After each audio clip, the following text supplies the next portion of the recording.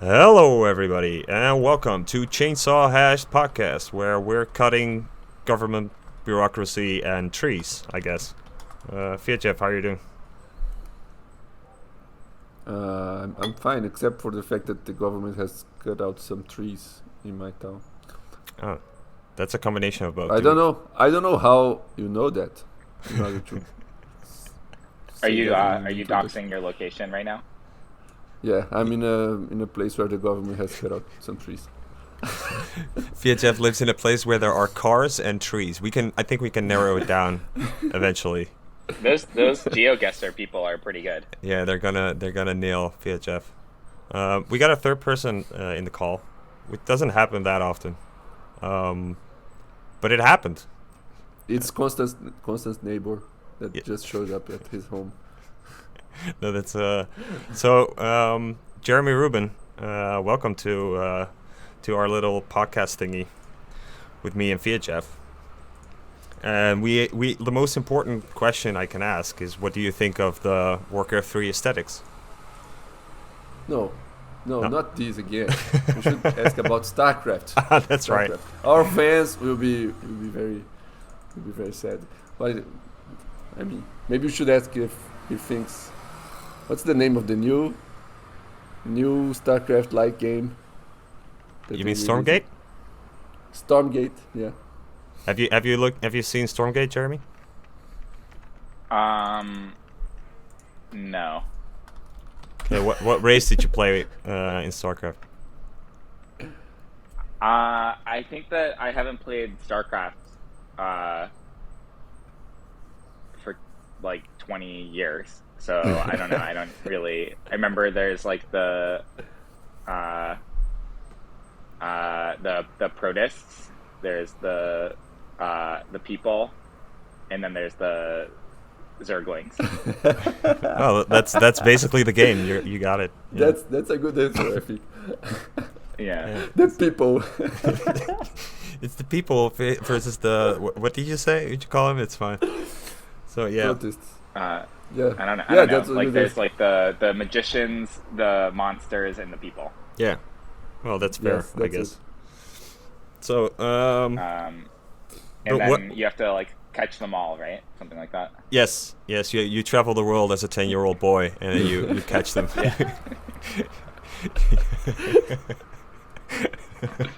All right. So but which one of them did you play when you played the game? Which one was your favorite? I don't think he played more than two games.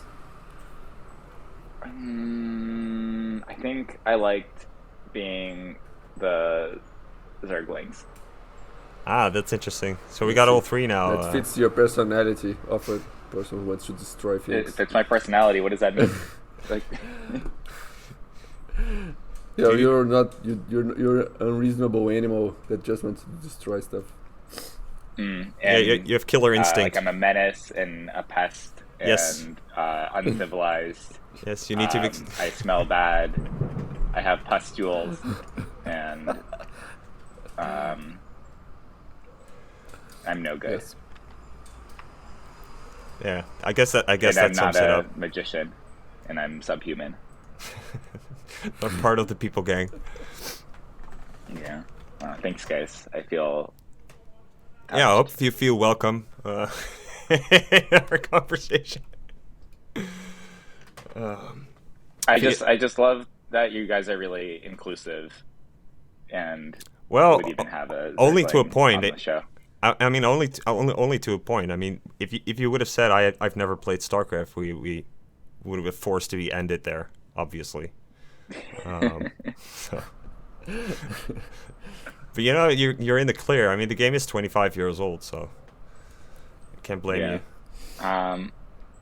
Yeah, I don't know. I think. I mean, I remember playing a couple times, but I was never. I would just go outside and like play with on the beach or something, and I don't think I like played that much of computer games. I mean, I played like Neopets. I think I like got the omelet of the day, but I don't think I like sat and played like that much like online games. Do you know Neopets, VHF? No, I don't know what's that. I've only seen it. I It's never... like It's like Web 2 ordinals.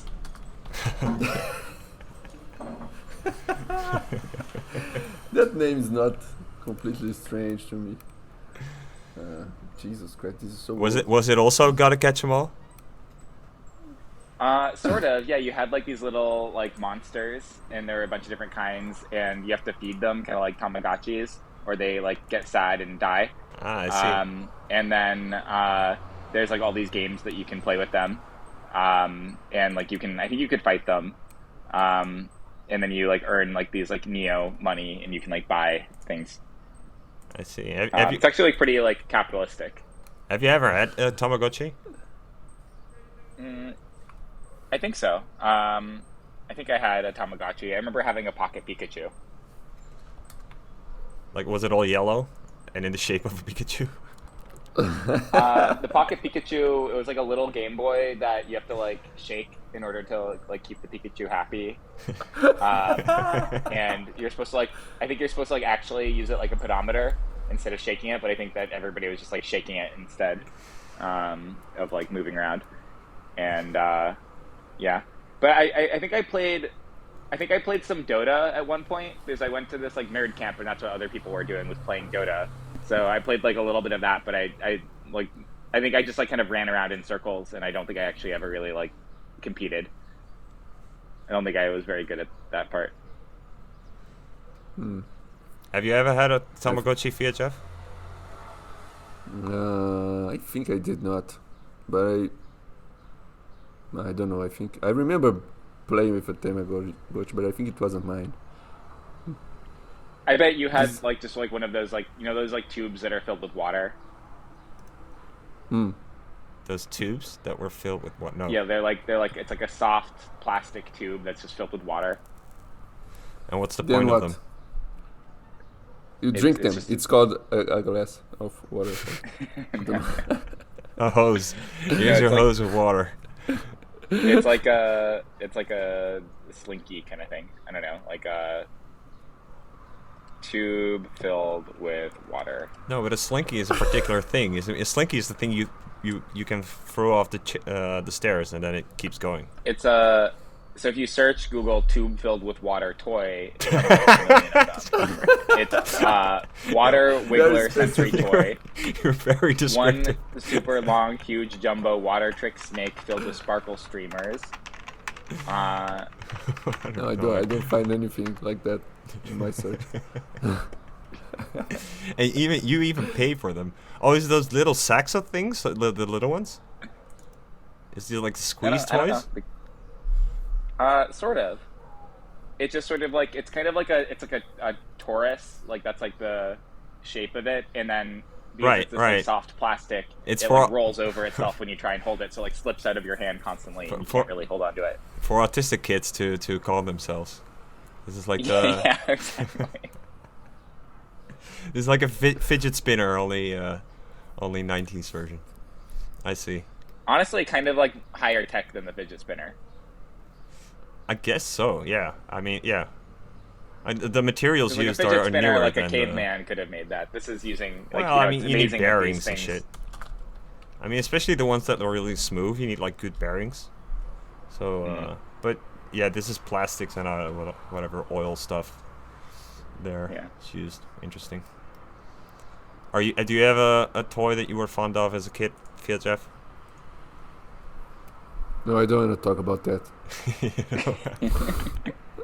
Well, what do you want to talk about? I was not allowed to look up my question, so. How can you have a question when you don't wrote what's the question? You have no idea what the question is, or even. I keep forgetting what the question is. So let's talk about the topic you were going to talk before.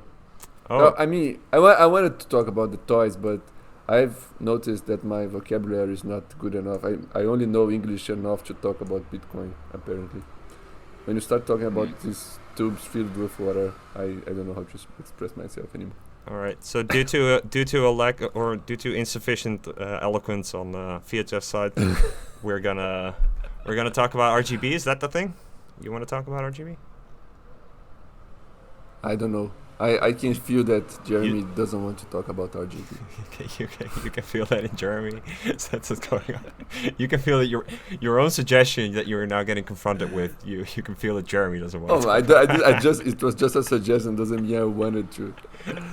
I just said. I would be really happy for you guys to talk about RGB. Do you have any particular insights into RGB, Jeremy? I haven't honestly looked at it for a year because I've kind of been in my, sabbatical retirement. But like, have they improved the documentation of like what it is? No, I don't think they did, but there was a podcast episode in which it was explained for the first time in history. And it's now like clear what it is? Yeah, it's clear because it was Casey from the originals thing was asking some RGB people, and he asked the correct questions.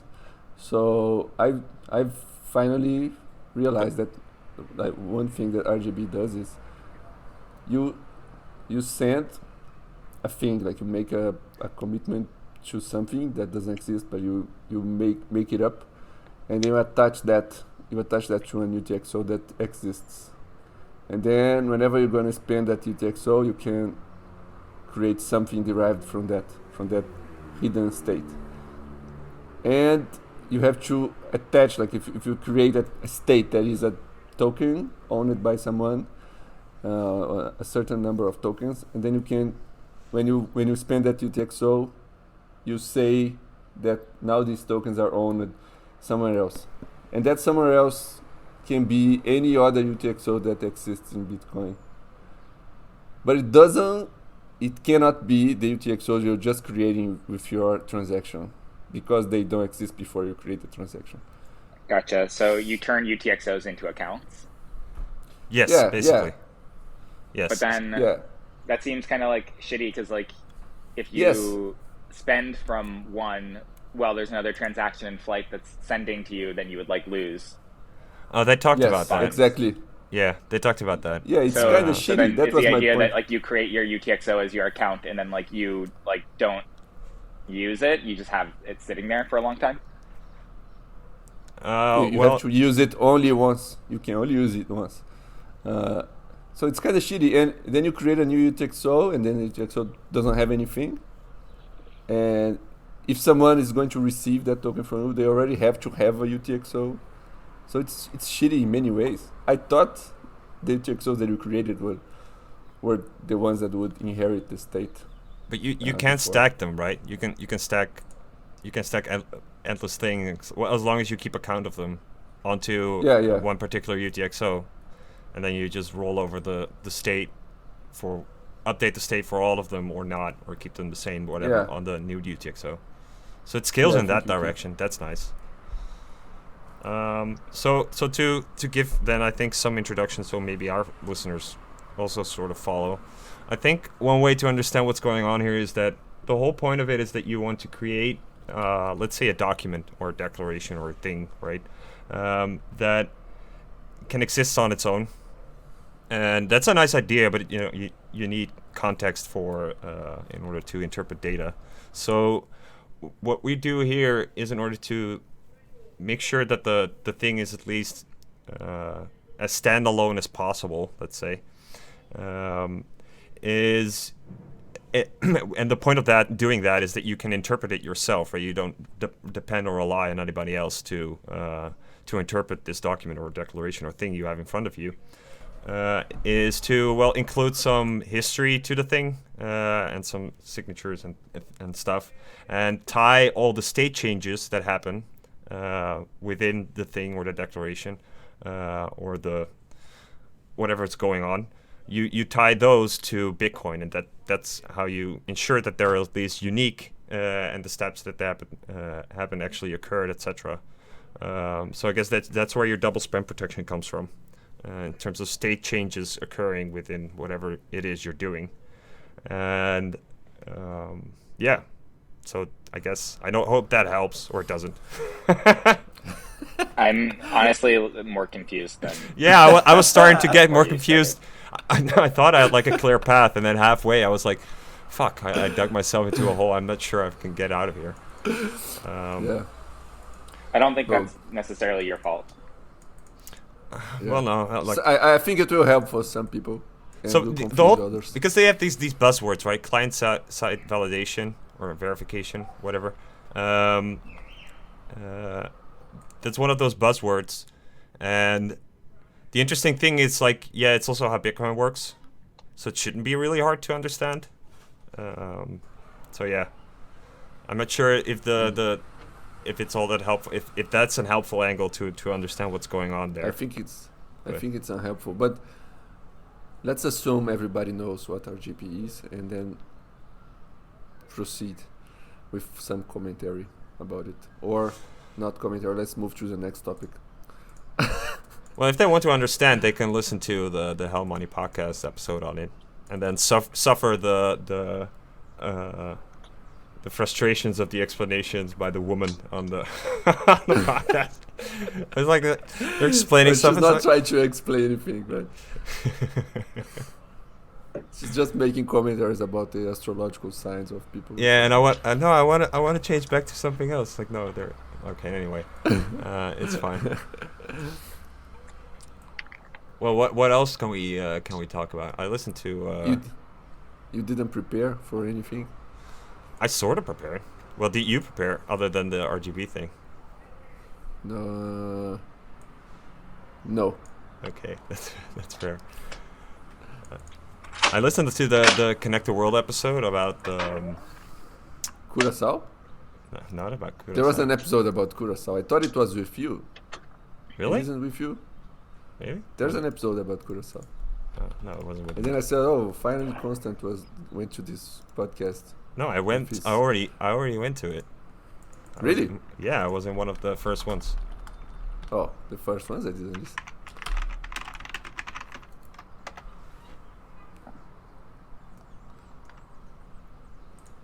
Okay, so what episode did you listen to? I don't know. No, wait. I wanna one human interest question. I don't have that much particular human interest, especially like for subhumans. But Jeremy, what is what new rabbit hole did you find in the past year, if any? I've just been vibing, to be honest.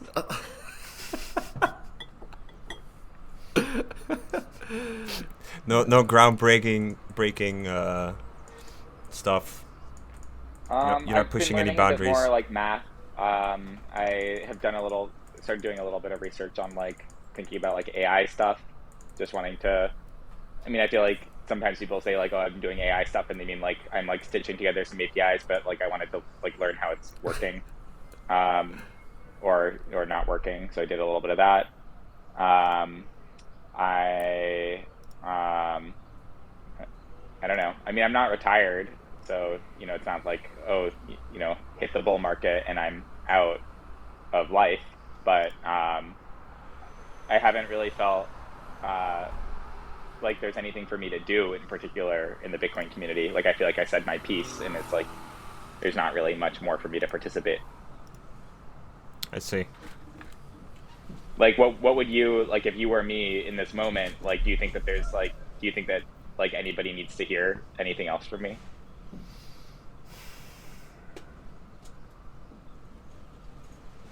Mm. Well, there is this one question that I can't that I can't seem to remember. After that, you can go. But for after that, stop. you can go. So Yeah. that's it. That's why I'm here. I was like all hyped up. I'm like, I'm here to answer the question. I know. It was a remark that keys should remain keys. That they're anyway. That keys should remain keys. Or sorry, What does signatures that mean? should remain signatures. And Who that said they're that? tweaking the signature in the stuff that stuff that you're talking about. Is that they're tweaking the signature, and you're not a fan because you think signatures should remain just signatures. Of signing off on any particular state instead of doing fancy stuff on the signature side. Oh, yeah. I mean, I guess I kind of know what you're talking about. I think part of it is that there's like there's like a lot of ways of like hacking signatures and like blowing them up for like cat and schnorr tricks or for like Russell O'Connor style covenants. Right. And I think for a lot of those things, you end up having these like phantom hidden signatures that you need to like construct somewhere. And it's kind of stupid because they're not really signatures, because they're just sort of like a mathematical trick to getting the hash of a transaction on the stack. So I don't really know if that is the best approach versus just like not letting signatures get weird. And is it so that's just it's like a complexity argument, or? Yeah, I think that's more just like software complexity. Right. And you know, if you're introducing some changes anyways, like it's not really worth it to do it in like a weird roundabout way, which I think was maybe the context was like in like APO versus CTV, is that it seems like it's like a trivial point, but it ends up being important when you think about something like DLCs, because if you're trying to do like high performance DLCs using CTV, a big part of the benefit of doing CTV is that it's really cheap to compute. And then if you have to like grind out some signature and do an elliptic curve operation per branch, then it's not going to be like really high performance, because now you have to do like much more complicated operations. So I forget like what the speed is, but like an elliptic curve point computation is like 1,000 times slower than a hash. So if you're able to like eke out like really good performance for like DLCs using CTV, and you get it to be like you can settle one in like a couple seconds, then if you're 1,000 times worse than that, now you're back at minutes, and that's like probably not fast enough for like a Lightning channel. Right. So I think it makes sense to like not force people to do things through like an overcomplicated way. Does that mean you're also against? Like, I don't know. Does that mean you're also against against the PTLC thing, against an HDLC that is specific, like you just hash this thing, and then a PTLC for Lightning, for example, you shove something inside the signature, and then the other party can take that something from the inside with making another signature or something. I forgot. I'm not really like so opposed to that. I think that's maybe more okay. I don't really know enough about how PTLCs work to like explicitly comment, but I think some of that stuff, like, I don't know, like I think that when you start like going like deep into like the crypto primitives, it can be a little bit subtle, and then also it doesn't necessarily compose that well. So an example of that would be, I don't know the answer to this, but like, do PTLCs work with Musig? I think they do, but yeah, I don't know either. Because it's like at the point where you're like, well, like, do you need to have like knowledge of the key and knowledge of the nonce in order to do it, or can it be done in like a multi-party computation way? Like, how is the signature being tweaked? And like, yes, maybe you could do it with like a more sophisticated MPC for the Musig, but it's not necessarily something that like cleanly composes. And by cleanly composes, I mean like you can't necessarily just like do it.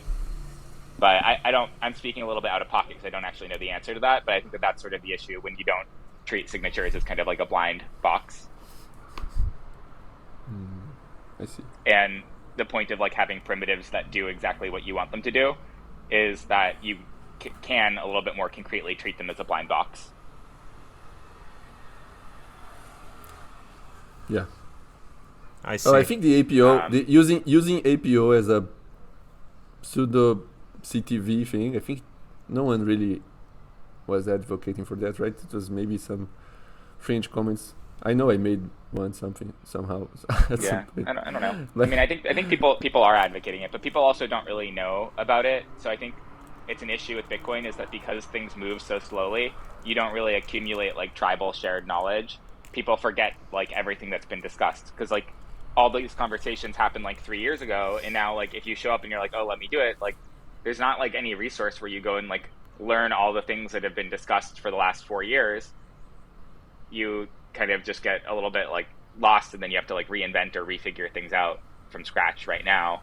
And a lot of the stuff like I was speaking with one of the developers of another proposal about, and I think that this is like public because it's on Twitter, but it's about like what radix do you use when you expand a tree for like a congestion control use case.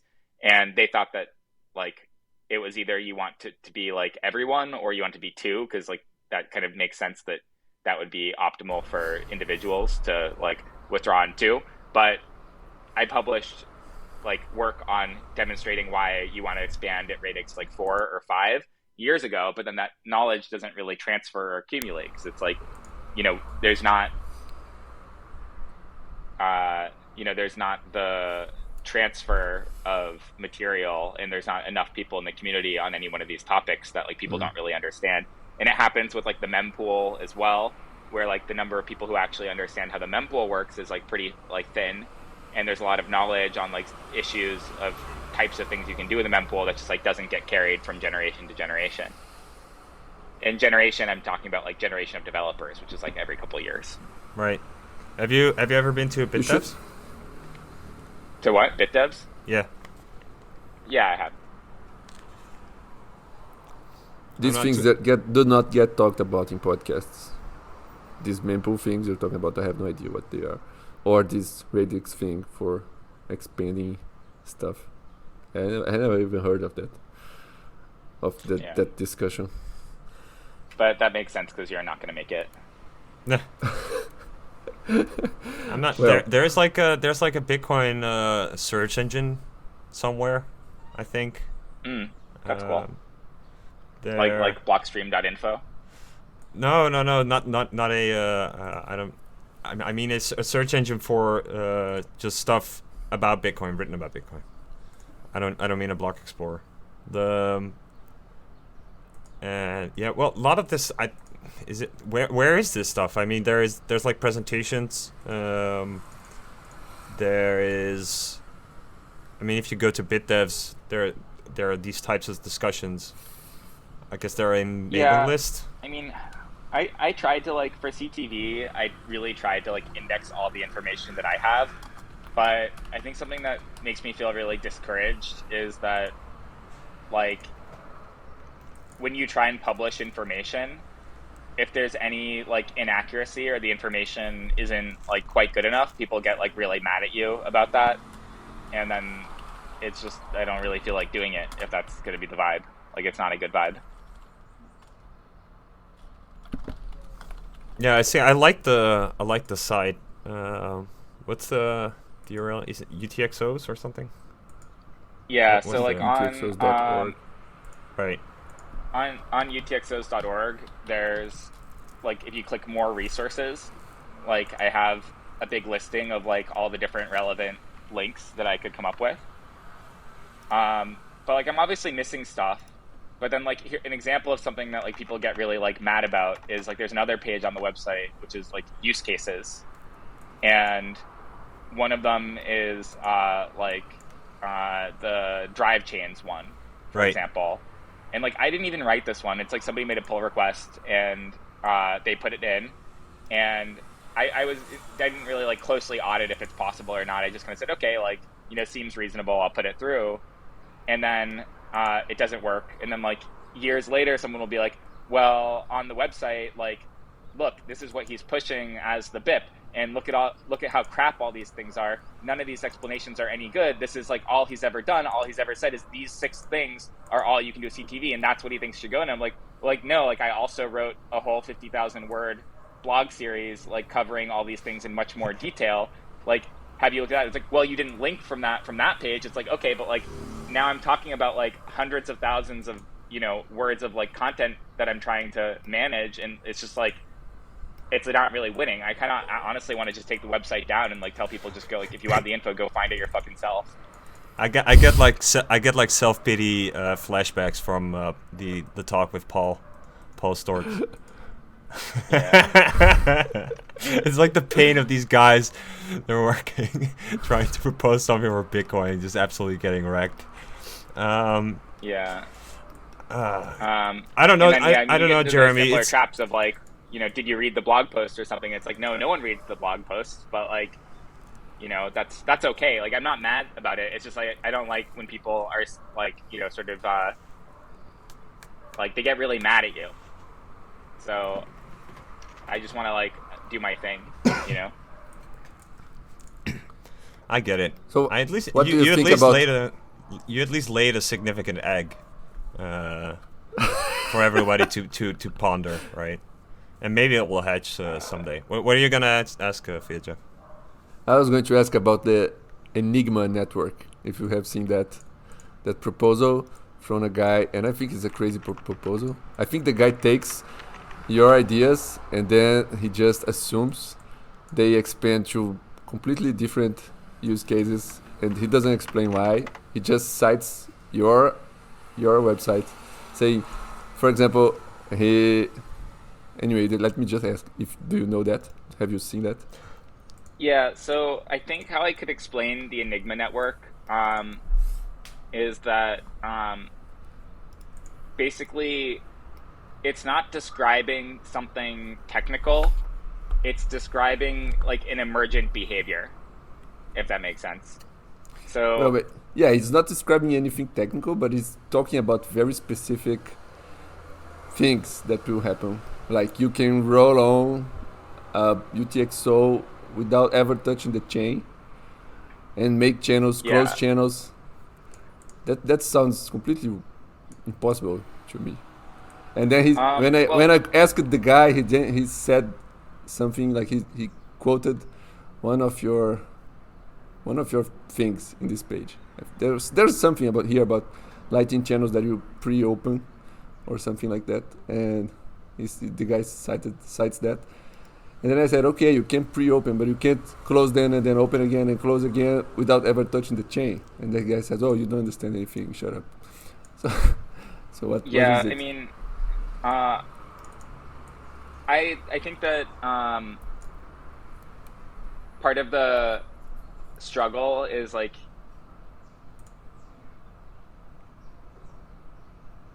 communicating these concepts is really tough, and I think that there's an element of people who start to like get it and realize that it actually does create a lot more potential for how Bitcoin can be used and creates a lot of new scaling opportunities, and people get really excited about that, and that's like legitimate, but it's kind of hard for a lot of people to like draw like, well, like what does the actual like transformation of the system look like if everybody's doing this stuff?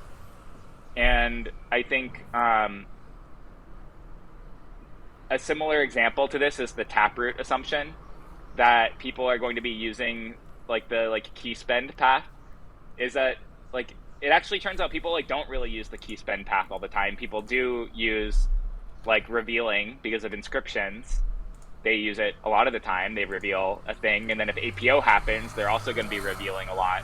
So the whole like notion of like the key spend path being like really, really popular and used all the time is still panning out. We didn't really know what that would look like. We just knew that there was a potential. And for Taproot, it's maybe like not fully realized yet that people use key spend all the time. And I think a similar thing is true for covenants, where there's a world where everybody's really aggressively using them, and we see like tremendous scaling of how much like transaction capacity Bitcoin has. And there's a world where it like doesn't get used at all, or it gets used always in the pessimistic case, and then we don't see that much scaling. But I think that that's sort of like the gist of what PolyD is trying to get to, is that like if everybody really was doing this, we would see a lot more scalability. And I think that that's accurate. But I can't really like, I'm not really responsible for anybody's like means of engagement or how they like interact. So I can't be culpable for that. But there's a lot of people who like understand CTV well enough and are really excited about what could be built with it. But I think there's not that many people who are going to like spend a year building something based on CTV without a guarantee that it's going to exist. So I'm not sure where I want to take it from here. If we can abstract it, do you think, because you said like if people get it, these other ways of thinking about Bitcoin, especially on the contract side, and seeing the what you're doing with a transaction, which is like a collection of inputs and outputs, and then the stuff you do with the UTXOs, like a meta what I'm asking is like, do you think there is like a new meta narrative that's required for people to understand, or a new way to looking at Bitcoin in order to get it for like a more broader audience? Yeah, so I think that is actually what PolyD is doing, is he's trying to build this meta narrative of like, we're moving from Bitcoin like plain text transactions to this like Enigma network thing, and CTV is the stepping stone to get there. And what that looks like is every on-chain transaction represents a lot of different things, and covenants are the tool that lets us express these much richer state transitions. And I think CTV isn't like, and I think that's what people maybe don't like about CTV, is that like, I'm not, in a lot of people, like no one's really like claimed that like CTV is like the final step for like Bitcoin programmability. It's just like a step. And we'll like, once we start deploying things using CTV, we'll probably want to take other steps as well, because we'll be like, oh, well, like this would be more efficient, or we get a better API, we could get better properties if we did it this way. And so like, I would say in a sense, like a really big success of CTV would be like, if it's enough functionality that people can actually start building stuff and deploying it, and then realize that it's like bad and doesn't work, and then deploy like 10 other things that work better for those applications, if that makes sense. Yeah. So it's kind of like, you know, with Lightning, like you needed to get rid of malleability, or you needed like lock time checking in order for it to kind of work. Actually, that's probably a better way of putting it. Like you need the lock time, you know, opcodes for it to like start working, but it really didn't work that well. So then we had to do SegWit as well. And, you know, I think that there's a similar thing where we'll have CTV, people will start building things, they'll work, but then we'll realize like, well, if we want like the best possible version of this kind of thing, like maybe we want this other thing that's like similar, but, you know, a little bit different. I think Op Vault is a good example of that, where you can build vaults with CTV. They're like not quite as flexible as you want, and so then Op Vault is like, if you look at the actual API, ultimately it's a minor change on top of how CTV is able to be built, but it delivers a much nicer API for end users that, you know, if you were a product focused company, you would deliver as your like V2 of the Vault product. I mean, it just begs the obvious question. I'm not sure if I want to get into this, but it's like this incremental approach is like very contrasted with the difficulty it is to get anything soft forked into Bitcoin, right? Yeah, well, I think part of the issue with that is it's not really clear like whose responsibility it is, and maybe we like it that way because we want this like security through obscurity of like not really knowing how things can like move forward. But I think what that leads to also is, because we don't know who is responsible, we also don't know who's like overstepping their bounds or role. And like honestly, like through most of the process, I didn't really like have like any idea what I should be doing. So I was just like doing stuff, and people would get angry at me. They'd be like, "You motherfucker, why are you doing this? Like you're bad, you're attacking. Fuck you, fuck your family. I'm going to kill you." And like I'd be like, "Okay, whoa, like, you know, I didn't see that there's like a guide for like what is supposed to happen." So well, you know, like, please because stop like cursing my ancestors, and like, you know, I don't know, like what should happen, what is ideal. And then they'd say like, oh well, like this thing is ideal, this is what you should be doing, and I'd like try that, and then like you know, somebody else would say like, no, fuck you, now you're doing this and this is bad and I don't like it. And it's like, okay, well, I can't really please everyone. But I'm just a dev. Jeremy, like, I can just write code. That's all I can do. Jeremy, I don't want a self-pity rehash from the Paul episode. The thing I would say is like, it's like Bitcoin is like the demon. It requires like sacrifices, so it piles up bodies, and you're just another body on the pile. It shouldn't be like that. It should. Yeah, well, no, I don't know. It's like an is odd. I don't know. That's okay. I think that's fine. But then people ask, you're like, not what describing. Are you doing? Why are you working on Bitcoin? It's like, I'm just vibing. Like, I'm not trying to. Like, I'm not trying to sacrifice to the demon pile. I'm not throwing my shoulders to Paula. Like, you know, like just let me vibe. You know, I took a vacation. I feel pretty good. you guys have fun with like your time to put yourself on the pile. Like I All don't right, really want to be involved. all right. No, I get that, but I'm just not like you can go the is ought thing, but I just don't necessarily see a way. Maybe because the problem is like the way you could do is like institutionalize it, but that's you can't. That's like sort of forbidden. Yeah, no, You I can think I wouldn't recommend institutionalizing Bitcoin. I right. might institutionalize myself for working on Bitcoin. Right. Right. That's an option. Yeah. And you have I guess you have a bunch of them, like Chaincode Labs and stuff. No, it's I guess it's too much of an English language pun. Like institutionalize means like put yourself into a crazy home. Ah. Oh, sorry. No, but so I'm not. I get it, but I'm not sure if it's gonna change or it's different. Plus, I'm not sure you. It's a game of expectations. Like what are the expectations of the egg, right? You've laid the egg. The Yeah, egg's out there. well, The egg needs the whole point of the egg is that it needs like nurturing, and you've been bullied off the egg.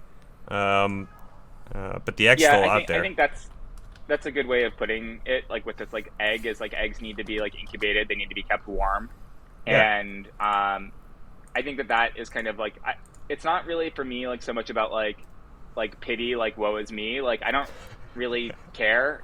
It's more that like I don't really know what the Bitcoin community wants, because if the Bitcoin community, if it can be thought of as a collective in some way, like if there is a desire for Bitcoin to do something, then what does the Bitcoin community have to do in order to incentivize people to want to incubate these eggs? Yes. And I think that the issue is more that there seems to be people wanting Bitcoin to scale and Bitcoin wanting to, kind of retain its decentralization, but there doesn't seem to be the corresponding behavior that would incentivize people to do that work. Well, Um, I'm not sure to what extent that's true. Like, I mean, so two things. So the first one is like, what does the Bitcoin community want? Well, what they perhaps should hear is like, they don't want to listen to anybody complaining, right? Because people generally don't want to listen to that. The thing here is that I do think, to some extent, people need to hear the complaint in order to understand of like we're throwing bodies on the pile for the demon, right? That's basically what's happening here. So, and but to your point of like creating an atmosphere where that is more productive, etc. I mean, you can find there are spaces for this, right? I mean, that you now have open sets that pays the wages of developers. There, you can go to when you go to a BitDevs meeting. Nobody's gonna threaten to kill you, right? When you go there. So it's very difficult if you're relating to the abyss called the internet, right? Because if you start to relate to the abyss called the internet, yeah, there's like a black hole of gall in there where if you can stare into, and it's harsh, and I'm not saying like it is still there. I'm not denying that, but on the other hand, it's like is conducive the right word, for things to flourish, like eggs to hatch. I think that's still there, but the problem with the whole soft fork thing is that you, in some sense, you are relating to the abyss of the internet, the whole thing, the whole network, when a soft fork is involved, and yeah, you can't just like pick a group of people who are nice to you. You have to engage with people who right, right, have other views. And I think part of the resourcing issue is that I'm actually okay with like people being really like tough and antagonistic and holding things to a high bar. I think that that's good. It's just that I don't think it's just systemically like, and it's not just like incentivizing, it's like resourcing people to actually get what they want. So like an example is people say like, oh well, like we want to see like fully functional like product, consumer grade applications for everything that like a soft fork claims. We want to see something that like you can really use and play with and like looks like software that was made in Silicon Valley. And it's like, okay, like if that's what you want, you like, you know, you realize that they spend a lot of money to like make that, and it's not just going to like manifest without that. And I think, you know, the sort of corollary is like, oh, well, like Satoshi launched Bitcoin without that kind of support. Maybe, you know, we don't really know what support Satoshi had to launch Bitcoin, but if you look at like the Bitcoin original launch, like it was a piece of shit. It wasn't actually really that. But Jeremy, this is like a stupid argument. Software. But like this is like a stupid shower argument, right? By which I mean it's like the frustration you have regurgitating the stuff you found where when you're under the shower and you're like arguing because nobody it. Well, there's no point in putting energy or effort into someone coming up with the arguments. So you need like pristine software. I mean, you're making a hyperbole of it. I get it, but what's your point, Constant? I mean, don't get it. Yeah, I understand what you're trying to say. Like, and I guess what I would say back is that like, this isn't really about me. I don't really give a shit. I'm not working on it anymore. Other people can work on it. I'm just saying, like, if you're going to work on it, that's what you're going to experience. Right. Well, this is the bar, which is very weird. Like, AG Towns is pushing for this. Like, oh, we have CTV on Signet today, and no one is making any usable app, and that means no one wants CTV, and we should activate it, which is completely absurd.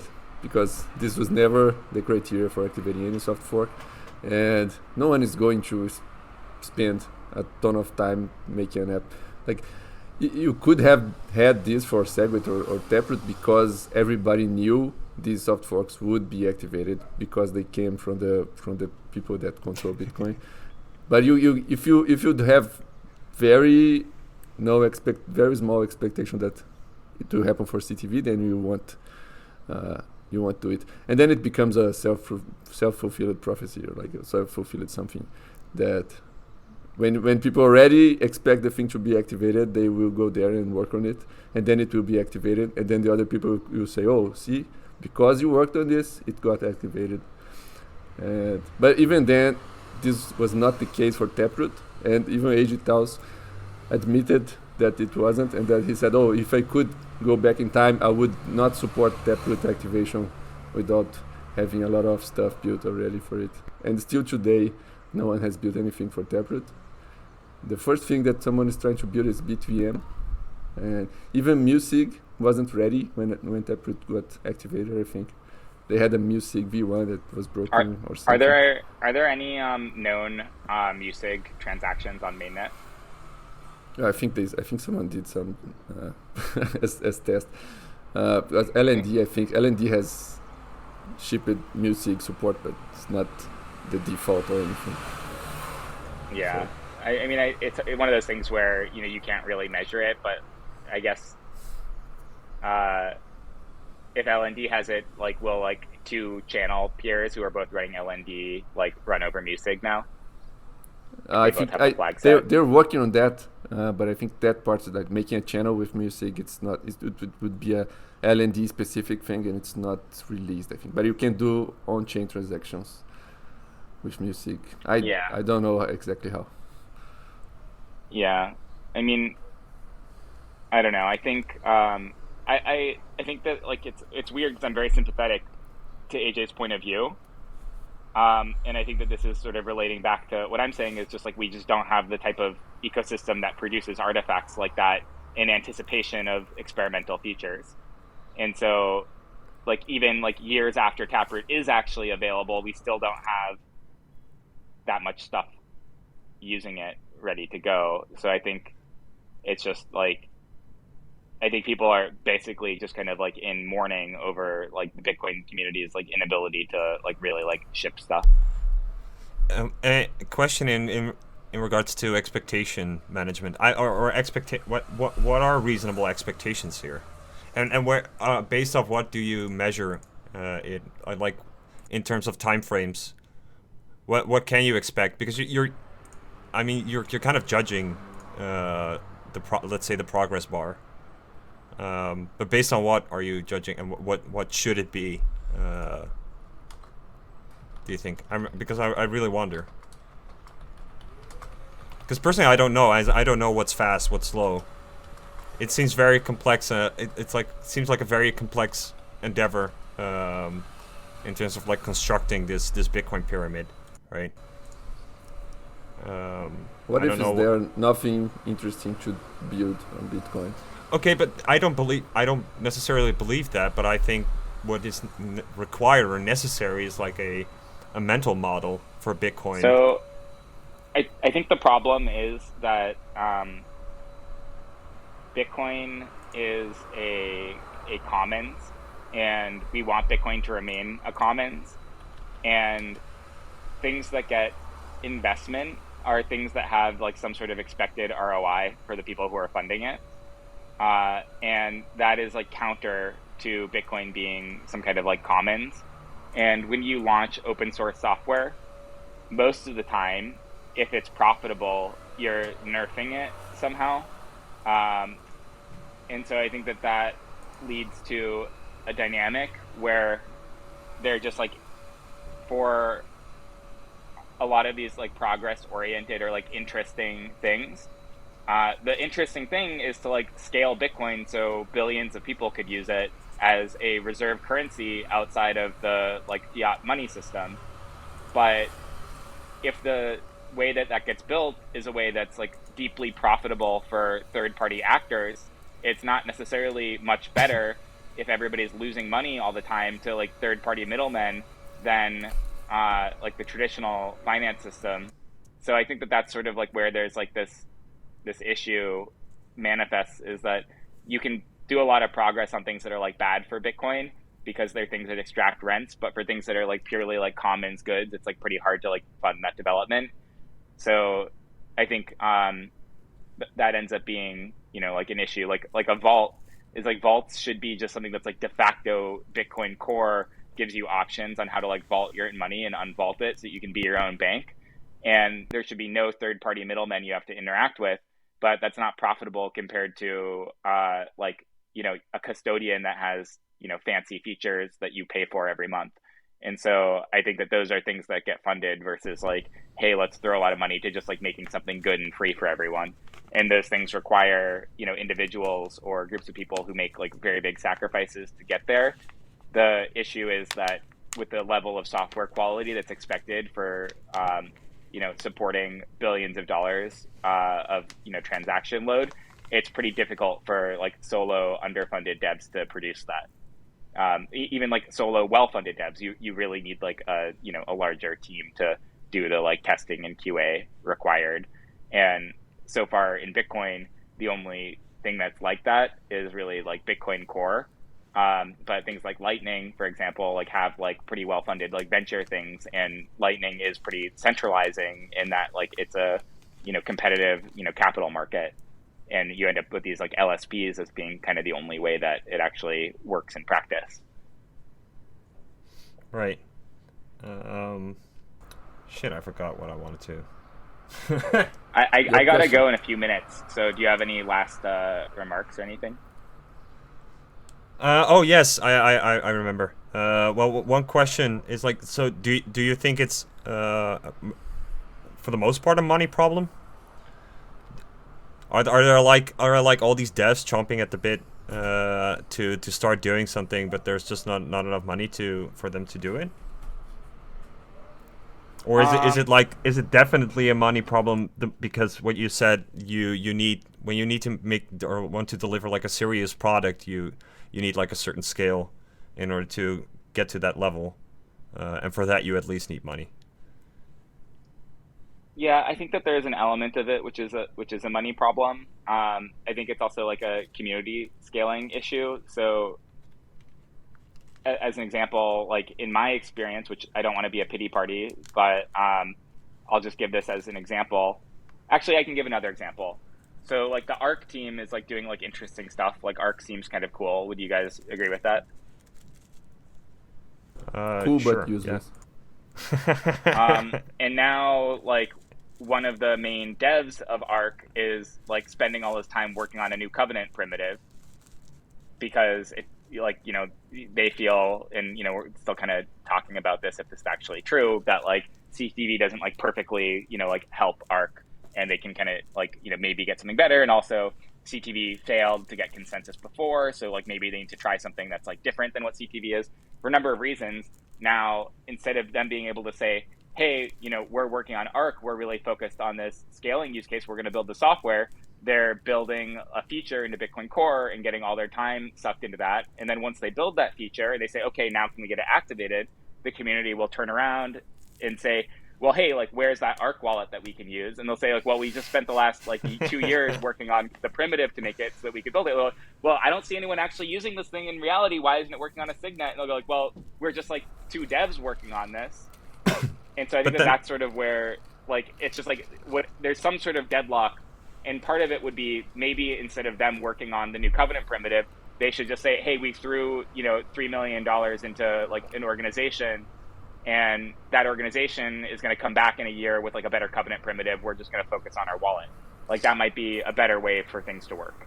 But isn't like then the only way we can get out of this conundrum is to like wait for simplicity? Yeah, I think we should just wait for simplicity, and then everybody who's alive today will be dead. Right. So that will certainly solve it for us. All right. That's what Rubin is doing now, Jeremy.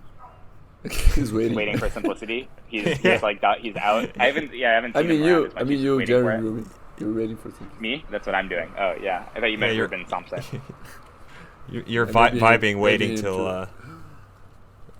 I mean, I don't know. I think simplicity is cool tech, but like I think by the time it is coming out, it'll be very interesting to see like if once people actually understand what it is, if it can even get consensus. Like in a few years from now, Bitcoin will have ossified even further, and like people may not want to just like take a big all at once technical change. So, right, but here I think it's like never ever.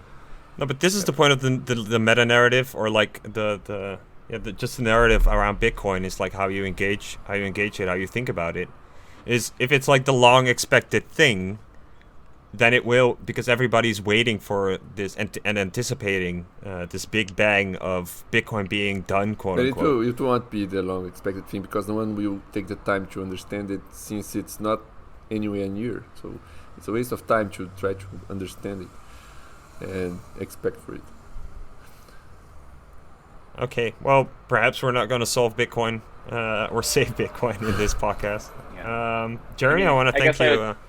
Yeah, go ahead. Yeah, I would just close by saying and recommending that everybody just like vibe. Like, I don't know, like the thing is like Sailor's going to pump your bags. It's all going to be fine. We got the ETF coming. Yeah, it's going to succeed or it's going to fail, and like maybe we'll get, like, it probably doesn't even matter what kind of covenant we get if we ever get one. Like they'll probably all like be good enough, but I think people like are like way over indexed on like how important it is, when it's just like it's kind of like, I don't know, like people try and code Bitcoin like communists try to run Russia. Like I don't know, it's this like whole centrally planned thing, like it's just beyond human capacity. So I would love to be perfect, and I would love for other people to be perfect, but like lower your expectations and vibe a little bit. We're gonna do it, like, and people will do as good as they can do.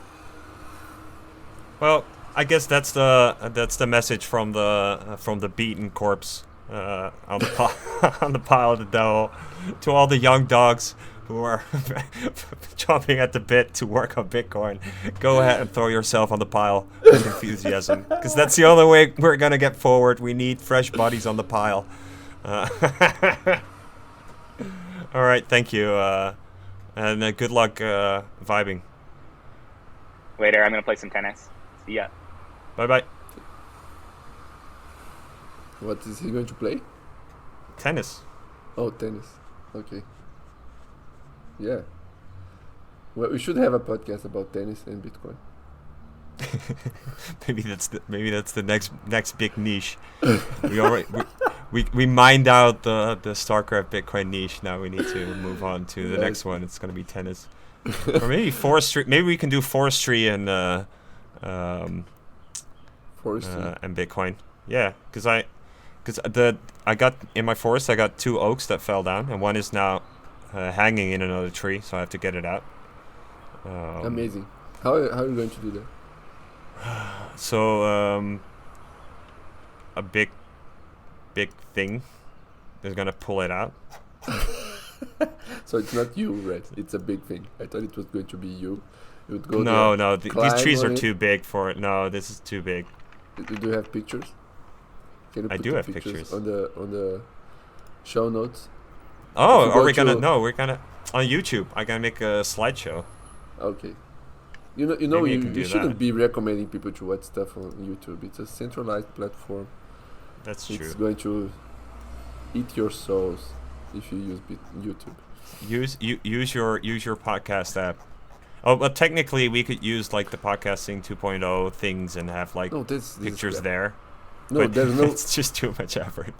I because you have never used the podcast app, you don't know that you can have actual text content there and images sometimes. Right. Like right like in a next attached to your audio. Let's see if I can. Oh Uh, wait, that's not what I wanted to do. Oh, okay, whatever. So here's a picture. No, it's pretty big. So no, It looks small. Oh yeah, sure. No, I spent like the week figuring out. It's like I need a chainsaw and what other stuff do I need and. You can just so cut yeah. it off your chainsaw yourself. No, so I'm hopefully the wood is good because they were already dead. But I don't know what the quality of the wood inside of the actual tree is. But if the quality is actually good, I'm gonna see if I can get it to a sawmill, and or is it a mill? But then like sawmill. Yeah. get it chopped up, and my brother is planning to make masts out of them, out of the wood. Okay. And maybe sell the rest. I don't know. And then there's like a whole bunch of firewood. No, So- Ben, it's bigger than I thought because it looks small in the picture. Doesn't look like there's a lot of food there. Well, pictures are always difficult in regards to that, right? I get. Like, So we should already- take another 'cause we're- picture, but with you there, climbing it, and then I know 'Cause- the actual size. Because assuming you have the size of a normal human being. Or I should put a banana next to it, I guess. That works. Assuming the banana is the size of a normal banana.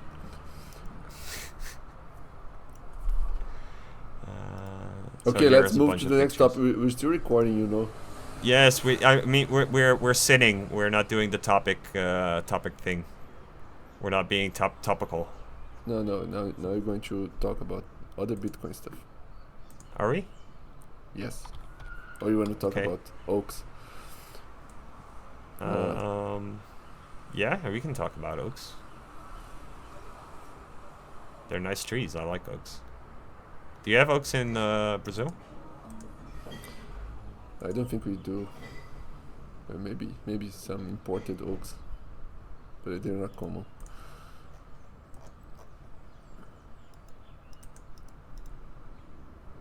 So it was a bit unexpected that we got because we were about to record, and then he just popped in.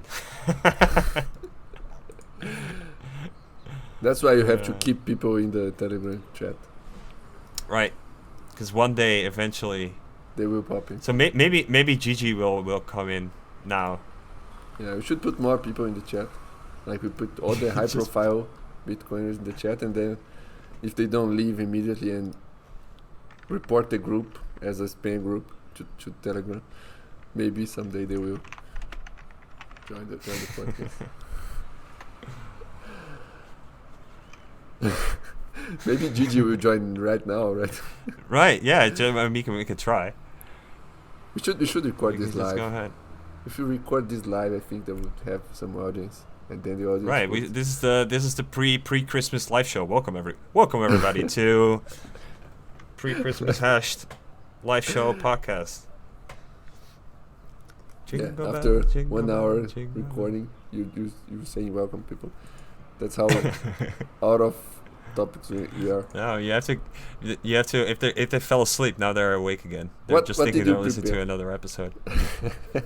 What did I prepare? Oh, it was like a messaging protocol over Lightning. Oh shit! Somebody worked on. Where is it? That's completely bullshit. Is it though? I mean, if like, okay, let's continue where we're.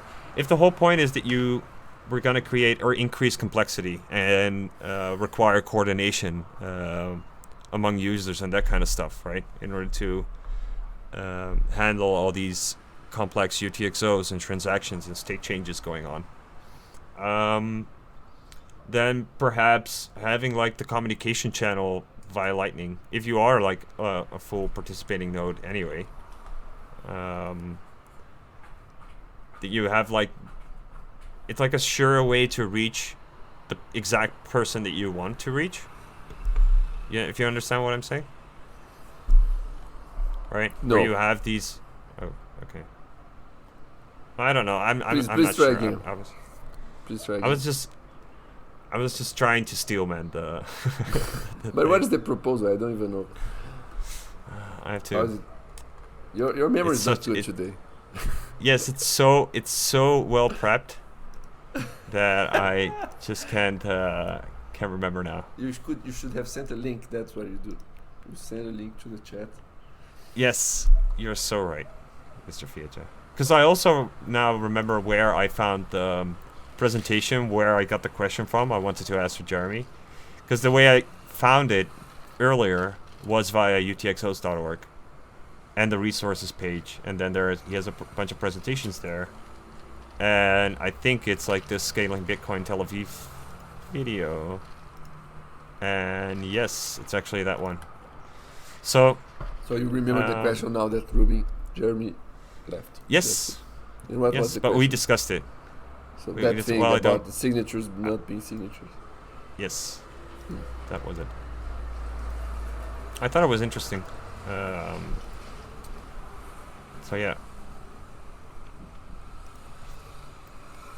I guess we're not getting a GG. Do you have an emotional attachment to the trees that were cut? The ones in my town here? Yes, I did. Some emotional attachment. I like them. I don't know why the government likes to cut all the trees. Were they becoming dangerous, or I don't think so. There was a did they tree need that to make fell. space? There was a tree that fell during a storm, and when that happens, they always cut some trees. So at least that's my perceived pattern for their actions. I don't understand. No, it's I don't know. I guess it's hard to because maybe the tree's sick, so it just needed to be cut down. Maybe they want to make space. Preferably they keep trees. There is it's actually a monumental oak. Yeah, I Okay. look at all your pictures and they still do not. It still doesn't look very big, but No, it's not extremely huge. I have bigger oaks there. That's true. I do it, but it's far too big to manipulate with your hands, right? Or not with like a tractor. yeah. No, if you cut it in small chops, and then you walk with them. Well, I'm gonna have to do that for a lot of it, so I'm afraid. So since you're not going to send the peer-to-peer messaging protocol thing over Lightning, I'm going to send you this link to this UTXO. No, this Bitcoin transaction. And Can for you me s- to figure out what's going on with it. No, I just wanted you to open it and I'll talk about it because it's an amazing thing that happened, and I think that it has happened many times, but this is the one I have. And what's happening here is this is a HTLC from a Lightning channel, and it's valued at 82,000 satoshis, and then it was claimed after the channel was closed. By the way, this channel costed it was a channel with a total of 1 million satoshis in it, and it costed in fees to be redeemed. It costed 900,000 satoshis, and this HTLC costed 141,000 satoshis. But the value of the HTLC was 82,000. Right? Am I seeing Yes. this right? No, And then you had correct. you had to bring another input to redeem the. This is so ridiculous. Yeah, yeah. I'm seeing a lot of people coming out against Lightning in the recent days because of their high fees, I guess. And Well, yeah, because it does directly influence what's going on, right? But then I'm wondering to what extent is like Lightning being used, not so much on exchanges but between exchanges. Is that a thing? Are there like channels between exchanges? Is there any reason for them to do so? To make it like very seamless to hop from one exchange to another? it's probably very seamless even if they don't have a direct channel, because they probably have like 2 hops or Right, but one do hop, they? as you would say. But I don't know why people would move Bitcoin from one exchange to the other. Oh, I exchange. looked don't that know. up. I looked up the hop thing. And you're right, or am I right? Shit, I can't remember if I was right. Fuck. Yeah, that's. But I did look it up. I that's think the I was theme of right. this podcast. I think I was right. But I did look it up. I mentioned your approach to Hempus, the Blix Yeah. wallet guy, and he said you're Yeah. crazy. And so that's 2 against 1 for now. I see. I see. Well, The the I can Tej I can see Drager both ways. Drager Yeah. said that his vision for Lightning in the beginning was that exchanges would have channels between them, Right. and it wouldn't be a consumer thing, I guess. And Right. we will end up there, I guess. Now Stacker So News. Stacker News is something. I just saw a news piece here. Stacker News is freezing its custodial wallet or something like that. Like all the custodians are the Lightning custodians. They're going. Yeah, that's also interesting. So maybe it's an end of an era for Lightning. If fees remain like this, or a bit, maybe not this. I don't know, right? If fees remain high, then maybe the Lightning thing Yeah. is gonna change. Yeah, but I was saying that there's an attack both from the fee side and from the regulatory side, the whatever. Right. Yeah, but I was listening to a part of that Optech newsletter podcast, Twitter Spaces thing, Mm-hmm. and they had the T-Bast from Eclair, and they were talking about yet another Lightning issue, completely unsolvable, related to dual-funded channels. I didn't understand the issue, but yeah, another problem they have. But and he was explaining the possibilities of how to address this problem better. And in the middle of his explanation, he mentioned that the LSPs must prepare for when the mempool is empty, so they can open channels or something like that. And then he just assumes the mempool will be empty, and I think that's the Right. fatal flaw. Like Right. there's these people. I can't wait because I just want to send 1 sat per byte transactions, and I can wait. I don't care. I will wait. But what if it never goes to that level? Right, So- then you can wait forever. Yeah. But that's also the whole thing with the fees. It changes how you interact with the system, because you can get into a situation where you're not gonna get in, right? Yeah. If you're just not willing to pay for it. There's only so much capacity. There are a whole bunch of UTXOs that could potentially be spent in the block. So, yeah, it's I think that's also going to be a shock for people, because and the thing is, I try to incorporate I always try to incorporate this some like being conscious of the size of your UTXOs, because it is important, right? If you have like a bunch of small UTXOs, if the fees rise, it's gonna be nasty, and but that's also very difficult to explain to somebody who's just starting with Bitcoin, right? If you're gonna be like, oh yeah, just make sure that when you do a transaction, the size at least is, because later maybe it starts to get expensive, and then you're at least sure that you have enough. And then they're like, okay, what? Then you're almost forced to explain a whole bunch of other stuff as well, because you cannot just assume that they can just go about their business and do a transaction, because if you're just clicking next right now in your wallet, you're gonna pay a lot of money, I think.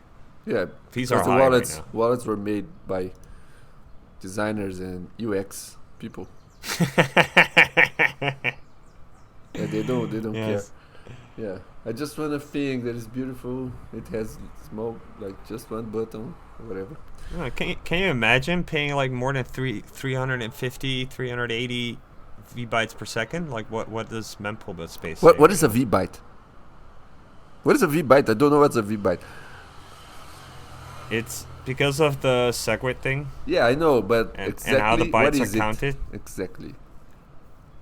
Is like a V-byte is I think the witness bytes they count as 25% of a normal byte in the rest of the transaction, right? Is that it? Something like that. Yeah. Yeah, but what is a V-byte? And what is a weight unit? I think these concepts are retarded. Like maybe we should like have two numbers for the transaction. I don't know. The part that is witness and the part that is not witness. I don't know now. Why not just use why not just use? That's the whole point of using the V-bytes, that you can just have one number. Well, C Lightning doesn't use V-bytes. It uses weight units. So why do you have weight units and V-bytes? We should have just one of these. So I guess 4 bytes in the witness counts as 1 V-byte, or 1 byte in the non-witness part counts as 4 V-bytes. Yes, or I think so. I don't think that's it. But that would make sense. I think the actual definition doesn't make much sense for me. Anyway, it's at least very expensive. Well, because the sets per V-byte thing it's like a good gauge for how expensive relatively it is. But what I always look at with at the mempool is what's the interval of price difference between in megabytes sets per V-bytes. It's like how close are all the orders, right? Are all the transactions stacked on top of each other? How tightly? Or are there these large jumps in price because everybody just starts to push in? Mm-hmm. And I think that's due to wallets, because they need to, the better your estimation is, the more tighter you're gonna get on next to the to each other when you're trying to outbid each other, because you only have to outbid in the minimal just by one set, right? If you're one set more profitable, then you're technically or supposedly able to outcompete the people below you. Yeah. And that has improved a lot, especially if you compare it to 2017, where we also had fee spikes. Yeah. So I think that's interesting. Wallets have gotten better. And this was something like last bull run, or where you could see that as well. It's very clearly. Sometimes I see people saying that the fee estimation has to be better and whatever. And I guess it was very bad, and it's better now. It can actually be better, but it cannot ever be perfect, right? It's still a guessing game. No. You still Yes. You still don't know. You never know for sure. and I think people just assume the technology will happen, that we'll know for sure or something like that. It's like people say, oh, you need technology to be better so you can get rich on the stock exchange. I just need better predictions. But there's also this thing, like you have to, every time I make a Bitcoin transaction, I go there manually. I estimate the thing manually myself, because I don't trust the wallet estimation, and it's somewhat tiresome to do it. And I was thinking about the argument. You're like gazing at the charts, and it's like if you've not been living in this space for all these years, like it's like, how do you know what you're even looking at? Imagine a normal person doing it, and then I remember the argument according to which some Bitcoiners use this argument that people have to protect their wealth, but they can't leave their wealth in money because the money is going to lose value over time, so they're forced to do stock exchange stuff and invest in stuff, and then they come to Bitcoin, and now they're forced to do the same speculation thing with estimation. They have to gaze the charts.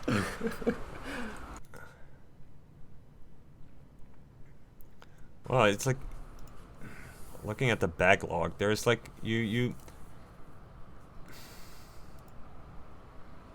Yeah, it's interesting. So, I really wonder what's gonna go on with fees.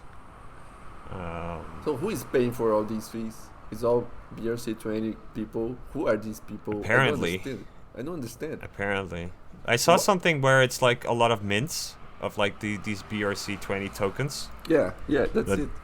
That's most of it. Yeah. Minting like stupid tokens. Yes. But who are these people that have all this money to spend in fees? And like, how are they so dumb and they still have all this money? Like, shouldn't dumb people have less money? Well, they're losing it right now. But then I was watching. And some of them aren't. Some of them I guess I don't know. I don't know. I don't know how profitable these schemes are going to be. Or you think like it's just some people are pumping it and they're spending money, expecting other people to just lose all the money by buying stuff, but then they have to. I don't know. Are there marketplaces? I haven't really looked into this. Yeah, the problem I see with this is that for it to be a big pump, we should be at least know the names of the tokens that are being sold, right? There's Ordi, right? Yeah, I guess that's the only one. I've learned about that one today. But I don't even know. I don't see people talking when we had that NFT bubble. I used to see a lot of people on Twitter with those apes avatars and some others. And like I think these were the top NFT things, right? And there were others and so on. But it's not bull market yet. It's not bull market yet, but I maybe they're anticipating the bull market. It's like, okay, I don't think there exists a bull market. It's gonna be the next big NFT thing, VHF. We always have an NFT thing, right? But it's like we're going crazy. It's like, we got these NFTs. It's fungible. Oh, right. It's okay. An FT. Well, it's just it's a shit coin on Bitcoin. No, but the shit coins, they always have some narrative. They always do something. They are attached to some other system. I don't know. I don't know. They have some internal mechanics that incentivize something and whatever. No one cares, but there's some narrative. These ones, they have nothing. They can't ever have anything. It's very weird. I don't know. I've seen people claiming there's a CIA attack, whatever, on Bitcoin. Well, I think if the CIA wanted to attack Bitcoin, this would be a good way. But I don't think they are doing it.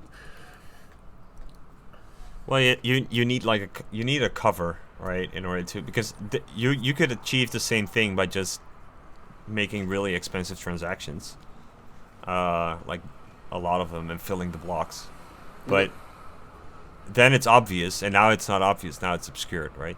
So maybe perhaps it is like let's treat it like as an attack, and they obscured it by doing it the stupid stupid token things, and nobody actually knows what's going on. Yeah. So that's why there are all these BRC20 tokens that are apparently being made, but nobody had ever heard of any of them, because it's just some CIA agents like sitting on a desk creating them all day. Yeah, they're pressing the keys on the keyboard very fast.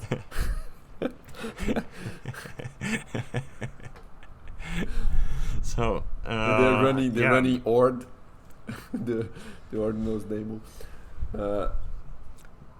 So that means that stamps are getting bigger. From Are your they? friend, Mike something. Yeah. Mike in space. Yeah, I've been seeing them mentioned many times. I think they're I getting see. bigger. No, but so I guess my point is with the CIA attack is it maybe that's the fee floor, right?